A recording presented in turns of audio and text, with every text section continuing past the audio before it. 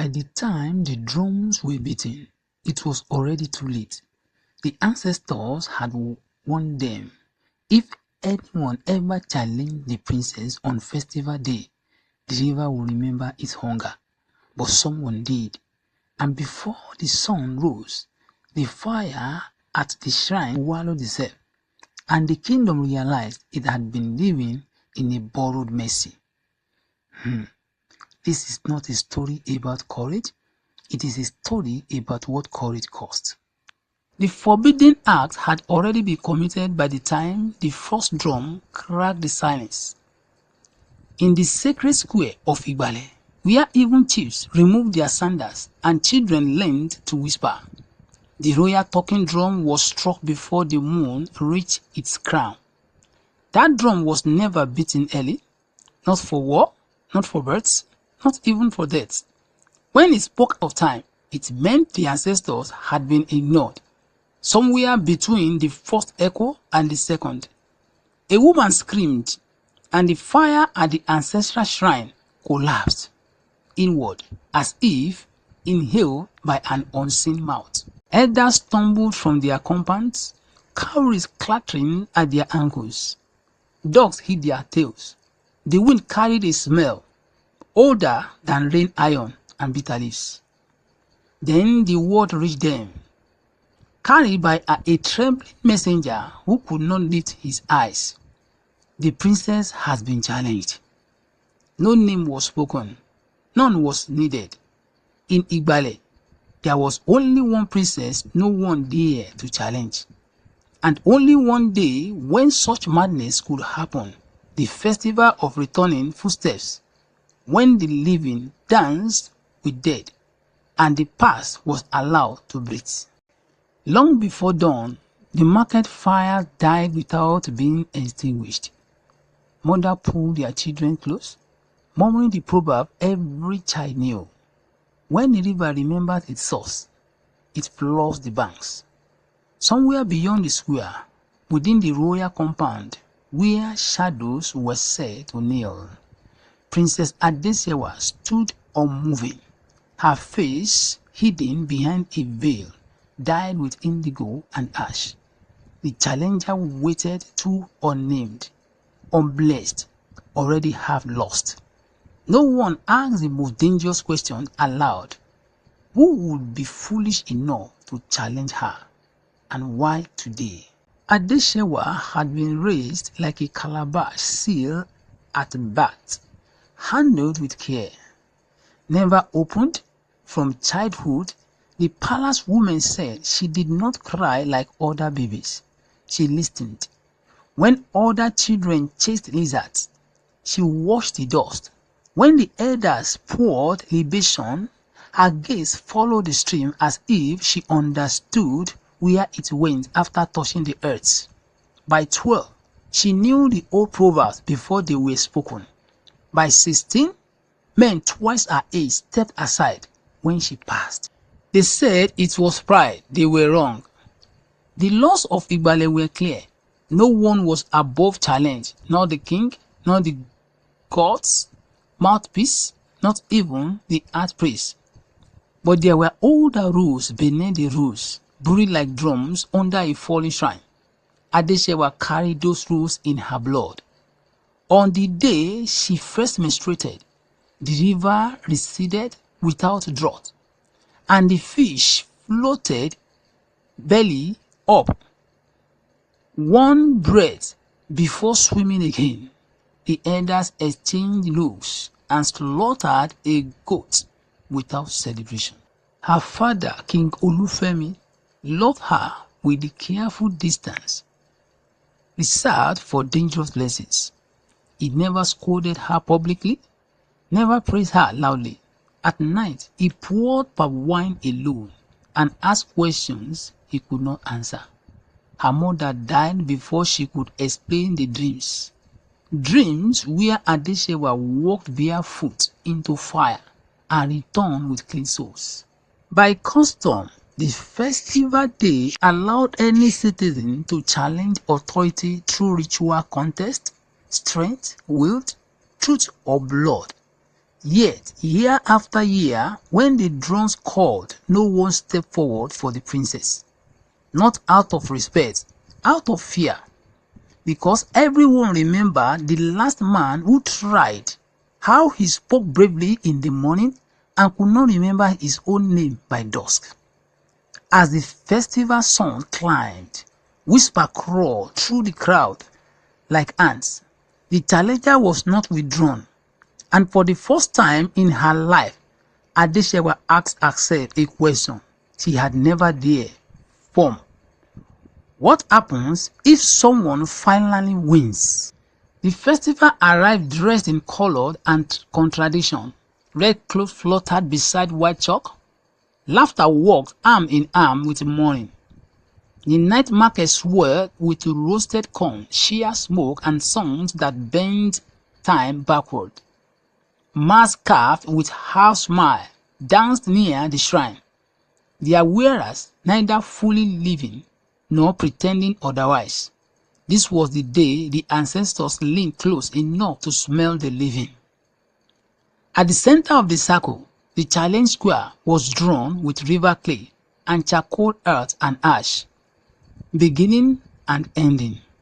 The rules were sung, not spoken, 3 trials, 1 truth, no withdrawals after the second drum. The challenger would choose the form. The challenge would choose the prize.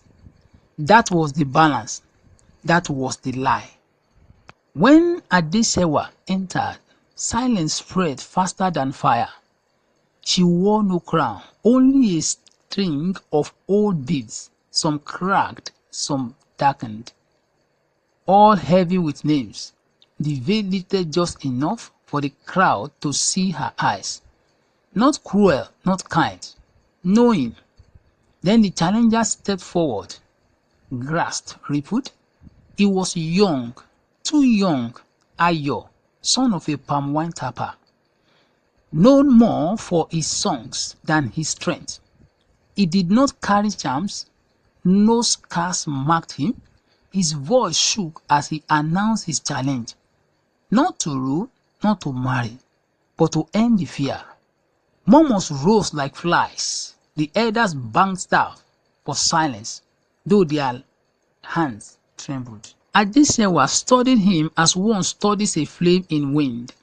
She chose the prince without ceremony, memory. If she won, Ayo could forget why he came. If he won, she would forget who she was. A sharp intake of breath. This had never been offered before. The first drum fell. The trial began. And somewhere beneath the square, something old turned in its deep, asking a question it had not asked in generations. Was this finally the day the debt would be paid? The first trial was of strength, chosen by Ayo in youthful defiance. They were to carry water from the river to the shrine without spilling, a task mocked by children, feared by elders. The river was not water alone, it remembered. As they dipped their calabashes, the current tightened like a fist. Adesewa walked calmly, feet sinking yet steady. Ayo staggered, teeth clenched, whispering his mother's name as the water sloshed with voices only he seemed to hear. He finished first. A shock rippled through the square. Adesewa smiled, not with joy, but with something like relief. The second trial was truth, chosen by the princess. No riddles, no tricks, only one question each, answered before the shrine. Ayo asked why everyone feared her. Adesewa answered without flinching, because fear keeps them alive. The elders shifted, the mass stilled. Then she asked him a question he had never considered. Do you know why the river has never flooded this land? Before he could answer, the third drum struck itself. The sky dimmed. Wind dragged dust into spirals. The shrine fire flared blue. The archpriest screamed, the old warning too late.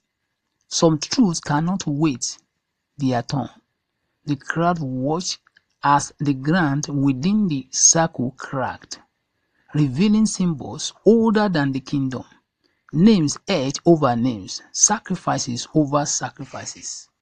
The twist unfolded like a wind. The princess was not feared because she was powerful. She was feared because she was bound. Every generation, a daughter was chosen to carry the villagers' bargain, to absorb the river's hunger, the ancestors' anger, the disaster meant for the many. Challengers were not rivals, they were offerings who failed, so the balance could hold. Ayo looked at Adesewa then, not as a princess, but as a prison. And the final question hung in the air, heavier than any drumbeat. Would he still fight, now that winning meant destroying what protected them all? Silence stretched until his heart. The elders argued in whispers, invoking laws that bent like old wood. The king stepped forward at last, his voice raw, confessing what had been buried beneath coronations and praise. A kingdom survived by what it is willing to lose. He had lost his daughter long before this day. Ayo trembled. Victory would flee Adesewa and doom Igbalẹ to the river's memory, to floods, to famine, to the return of unappeased spirit. Defeat would erase his purpose and seal her fate forever. The princess met his eyes, and for the first time she begged without words, not to win, to choose. He chose a third path, one forbidden even by the ancestors.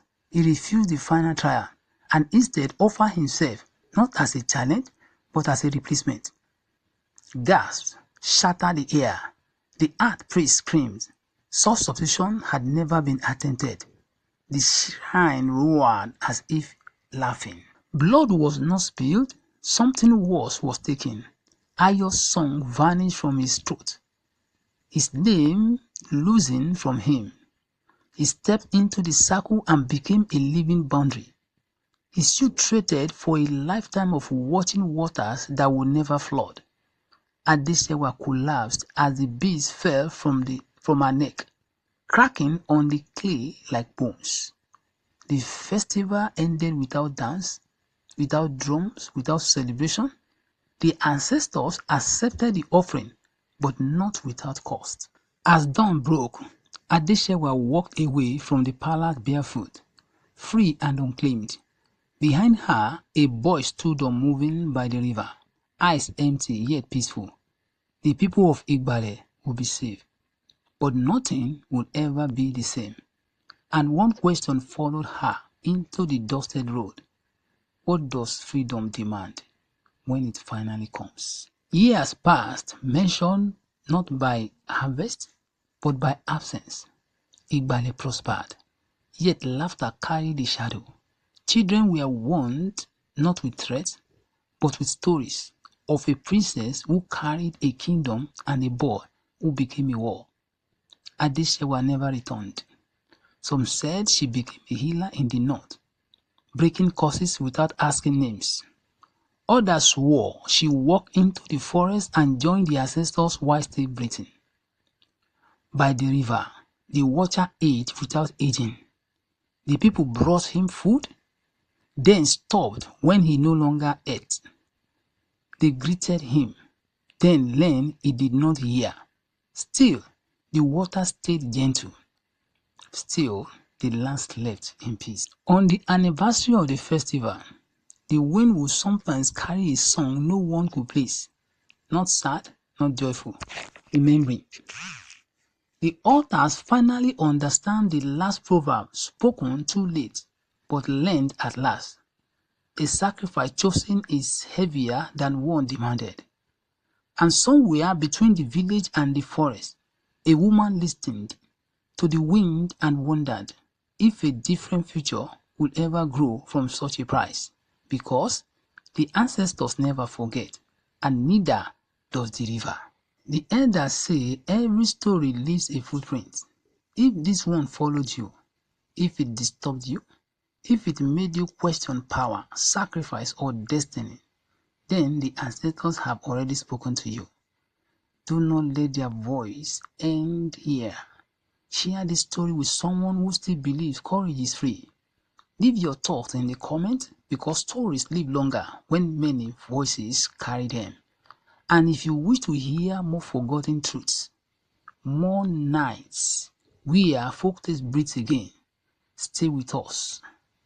Some stories are not finished, they are waiting.